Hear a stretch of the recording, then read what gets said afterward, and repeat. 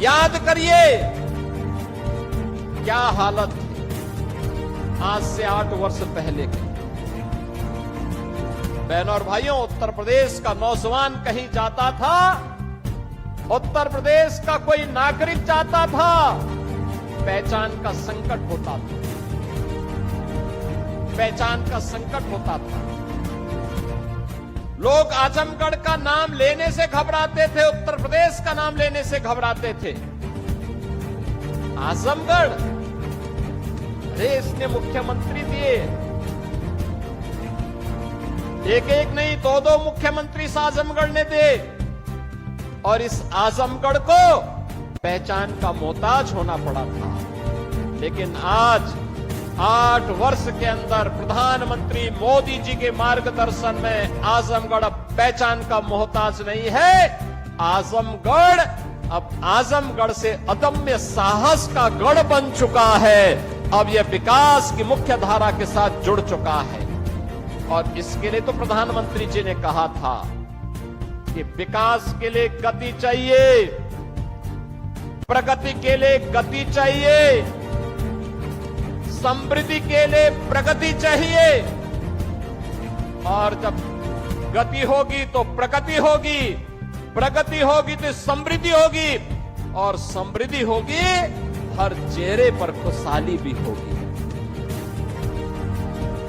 यही तो खुशहाली का राज है, और इसी खुशहाली के साथ आपको जोड़ने के लिए हम लोग आए हैं। याद करिए कितनी विकास की योजनाएं पिछले 8 वर्ष में आजमगढ़ में आई। पूर्वांचल एक्सप्रेसवे का शिलान्यास भी 2018 में, जुलाई 18 में प्रधानमंत्री जी ने किया था, और उद्घाटन 2021 में पूर्वांचल एक्सप्रेसवे का उद्घाटन भी आदरणीय प्रधानमंत्री नरेंद्र मोदी जी ने किया था। याद करिए 340 किलोमीटर लंबे इस एक्सप्रेसवे को अब मैं देखता हूं आजमगढ़ के लोग, मऊ के लोग, गाजीपुर के लोग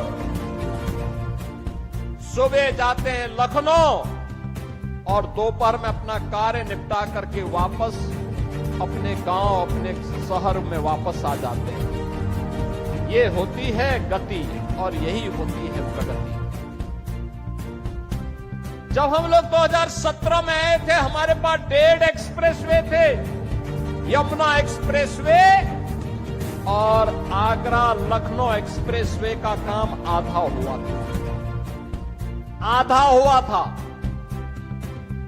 आज मुझे बताते हुए प्रसन्नता है, आधे काम को तो हमने पूरा किया ही।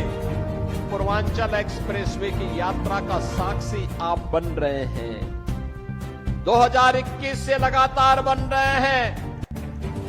2022 में बुंदेलखंड एक्सप्रेसवे चालू हो गया है, 300 किलोमीटर का है। पूर्वांचल एक्सप्रेसवे 340 किलोमीटर का बन करके पहले तैयार हो चुका है। अब इसकी कनेक्टिविटी सीधे पटना तक के लिए पूरी होने जा रही है। आप याद करिए कि पटना से लेकर के लखनऊ तक और लखनऊ से लेकर के दिल्ली तक की पूरी कनेक्टिविटी कितनी आसान हो जाएगी। बुंदेलखंड एक्सप्रेसवे दिल्ली से आगरा होते हुए हम इसको सीधे चित्रकूट तक जोड़ रहे हैं। 300 किलोमीटर का एक्सप्रेसवे बन चुका है, यातायात फराटा भर रहा है। और आज 91 किलोमीटर का यह एक्सप्रेसवे, 91 किलोमीटर का यह एक्सप्रेसवे आजमगढ़ से गोरखपुर की कनेक्टिविटी को पूरा करने जा रहा है। बीच में अंबेडकर नगर जनपद और संत कबीर नगर जनपद भी इसका लाभ प्राप्त करेगा। दिल्ली से मेरठ के बीच में एक्सप्रेसवे का निर्माण, 12 लेन का एक्सप्रेसवे पहले ही प्रारंभ हो चुका है। एक्सप्रेसवे बनने के पहले दिल्ली से मेरठ की दूरी को तय करने में लगते थे 3 घंटे, और आज एक्सप्रेसवे हो गया है तो मात्र 40 से 45 मिनट में इस दूरी को तय किया जा सकता है। बहनों और भाइयों, गंगा एक्सप्रेसवे लगभग 600 किलोमीटर लंबा बन रहा है। 600 किलोमीटर लंबा, मेरठ से लेकर के प्रयागराज तक इसकी बेहतरीन कनेक्टिविटी हो रही है। इस वर्ष के अंत तक हम उसको भी आदरणीय प्रधानमंत्री जी के कर कमलों से लोकार्पित करने वाले हैं। लखनऊ से कानपुर के बीच का एक्सप्रेसवे, बलिया लिंक एक्सप्रेसवे और इस प्रकार के लगभग 6 एक्सप्रेसवे निर्माणाधीन हैं। शेष पर कार्य होने जा रहा है। यानी इंफ्रास्ट्रक्चर को इतना मजबूत कर देंगे कि उत्तर प्रदेश को समृद्ध होने से कोई रोक नहीं सकता है, कोई वंचित नहीं कर सकता है। और यही तो इस नए भारत के नए उत्तर प्रदेश की पहचान है। 2017 के पहले पता ही नहीं लगता था गड्ढे में सड़क है कि सड़क में गड्ढा है, ये पता ही नहीं लगता था। लेकिन अब गड्ढा मुक्त सड़कें, इंटर स्टेट कनेक्टिविटी 4 लेन के साथ, हर जनपद मुख्यालय 4 लेन की कनेक्टिविटी के साथ, हर तहसील और ब्लॉक मुख्यालय 2 लेन की कनेक्टिविटी के साथ। याद करिए, 2017 के पहले 2 एयरपोर्ट थे, आज उत्तर प्रदेश के अंदर 16 एयरपोर्ट क्रियाशील हैं, जिसमें से 4 इंटरनेशनल एयरपोर्ट हैं। अयोध्या का इंटरनेशनल एयरपोर्ट महर्षि वाल्मीकि के नाम पर प्रारंभ हो चुका है। महर्षि वाल्मीकि के प्रति कृतज्ञता ज्ञापित करते हुए यह कार्यक्रम आज वहां पर सफलतापूर्वक संचालित हो रहा है। बहनों और भाइयों, विकास की इस रफ्तार को आगे बढ़ाने के लिए हमारे पूर्वी उत्तर प्रदेश के नौजवानों को नौकरी और रोजगार के लिए देश और दुनिया के अंदर न जाना पड़े, बल्कि दुनिया रोजगार मांगने के लिए उनके पास आए। इसके लिए औद्योगिक क्लस्टर इन एक्सप्रेसवे के किनारे ही विकसित किए जा रहे हैं। इन्हीं के किनारे विकसित किए जा रहे हैं। उद्योग यहीं लगेंगे, यहीं पे इसका लाभ मिलेगा। पहचान का मोहताज नहीं होना पड़ेगा। हमारे यहाँ के नौजवानों को उसी के गांव और उसी के क्षेत्र में नौकरी भी मिलेगी, रोजगार भी मिलेगा और आने वाली पीढ़ी को खुशहाल बनाने में और प्रधानमंत्री मोदी जी के संकल्प के अनुसार विकसित भारत के सपने को साकार करने का जो लक्ष्य उन्होंने हमें दिया है, उस लक्ष्य को प्राप्त करने में उत्तर प्रदेश अपनी भूमिका का निर्वहन करेगा। आज ये इंफ्रास्ट्रक्चर इसी बात को लेकर के आपको समर्पित किया जा रहा है। हरिहरपुर में इस संगीत का एक घराना था, पहचान के लिए मोहताज हो रहा था। गायन, वादन, नृत्य सभी विधाएं यहां एक साथ पैदा होती थी। लेकिन जिन्होंने आतंक का गढ़ आजमगढ़ को बनाया था, वे लोग इन्हें ढूंढ नहीं पाए। उनके पास इतनी फुर्सत नहीं थी कि ब्लैक पोट्री को सम्मान दे सके, आजमगढ़ की साड़ी को सम्मान दे सके, हरिहरपुर गांव की संगीत की विधा को सम्मान दे सके, आजमगढ़ में विश्वविद्यालय दे सके, आजमगढ़ को एयर कनेक्टिविटी के साथ जोड़ सके, आजमगढ़ को पूर्वांचल एक्सप्रेसवे के साथ या गोरखपुर लिंक एक्सप्रेसवे के साथ या फिर ये 4 लेन की कनेक्टिविटी के साथ जोड़ सके। जब फुर्सत होगी तब तो कोई जोड़ेगा। उनके पास तो फुर्सत ही नहीं थी। जब संकट आता था, ऑस्ट्रेलिया या फिर इंग्लैंड चले जाते थे, लोगों को उसके पुरसे हाल पर छोड़ देते थे। लेकिन आज ये डबल इंजन की सरकार की, भारतीय जनता पार्टी की सरकार ने इन सभी प्रकार की सुविधाओं से आपको आच्छादित किया है। और आज इसीलिए इस एक्सप्रेस वे के उद्घाटन कार्यक्रम के साथ जुड़ने के लिए मैं स्वयं आपके पास यहां आया हूं। एक बार फिर से करने, बहनों और भाइयों, पहचान को कभी समाप्त नहीं करना चाहिए। ये जातिवाद की राजनीति पर्व और त्योहारों में भी आपके उत्साह को भंग करती थी, विघ्न बाधा खड़ी करती थी।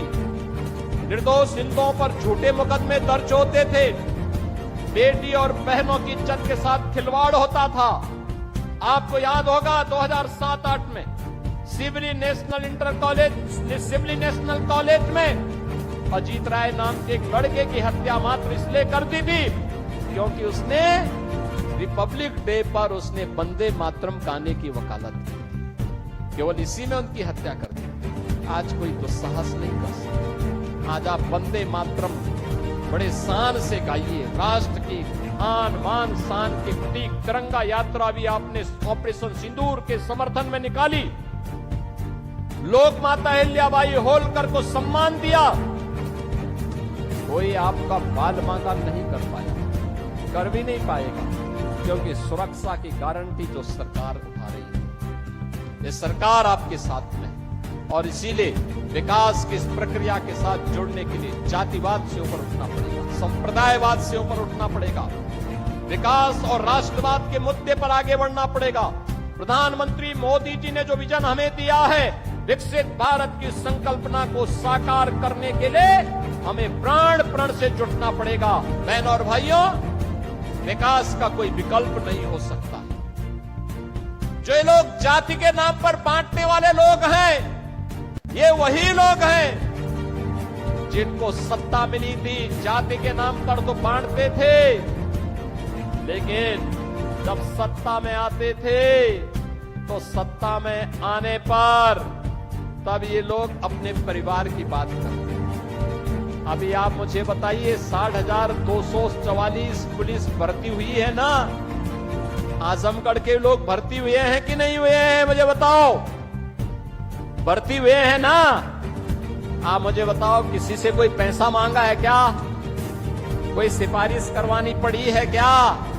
अरे हर जाति हर संप्रदाय से जुड़े हुए लोग भर्ती हुए हैं। और इसमें भी 12,045 केवल बेटियां भर्ती हुई हैं। 12,045। उनकी ट्रेनिंग भी प्रारंभ होने जा रही है। यानी आज वे सभी लोग योग की ट्रेनिंग ले रहे हैं। कल वे योग दिवस के कार्यक्रम में भागीदार बनेंगे अलग अलग जनपदों में, और परसों से उनकी ट्रेनिंग। याद करिए, उत्तर प्रदेश का नौजवान एक साथ 60,244 एक साथ भर्ती हो गया। कोई सिफारिश नहीं। 2017 के पहले हुआ होता तो चाचा और भतीजा झोला लेकर के वसूली के लिए निकल गए होते। यानी वहां पर भी भेद होता था। पैसा लेकर के किसी की भर्ती नहीं होती थी, उसके बगैर तो होती ही नहीं थी। लेकिन अब कोई भेदभाव नहीं। अब तो सबको अवसर मिल रहा है। सबका साथ और सबके विकास का यही भाव है। सबका विश्वास और सबका प्रयास यही है, जिसमें सबकी भागीदारी होगी, कोई भेदभाव नहीं होगा। पिछले 8 वर्ष के अंदर अकेले उत्तर प्रदेश में हम लोगों ने 2,16,000 नौजवानों की भर्ती दी है। 2,16,000 भर्ती अकेले उत्तर प्रदेश में पुलिस बल में हुआ है।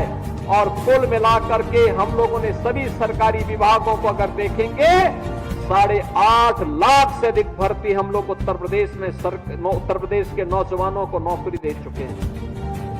बहनों और भाइयों, ये नौकरी इस बात की सबूत है कि युवाओं को जब पारदर्शी तरीके से नौकरी मिली, सुरक्षा का एक बेहतर वातावरण बना, तो उत्तर प्रदेश में नौकरी के साथ साथ उत्तर प्रदेश की अर्थव्यवस्था भी आगे बढ़ी। सुरक्षा का एक बेहतरीन माहौल भी बना, और बेहतरीन माहौल बना तो निवेश भी आता हुआ दिखाई दिया।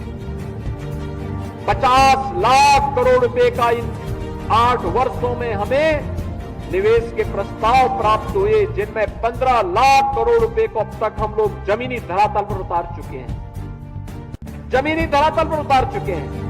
और ये निवेश के लिए ही आधार बनाने के लिए एक्सप्रेसवे दिए गए हैं। आप सोचिए गोरखपुर का दक्षिणांचल, जहां पर तमाम स्तर पर हम लोग पहले देखते थे अपराधी गिरोह वहां सक्रिय रहा करते थे, अब वहां पे औद्योगिक विकास की एक नई नींव पड़ रही है।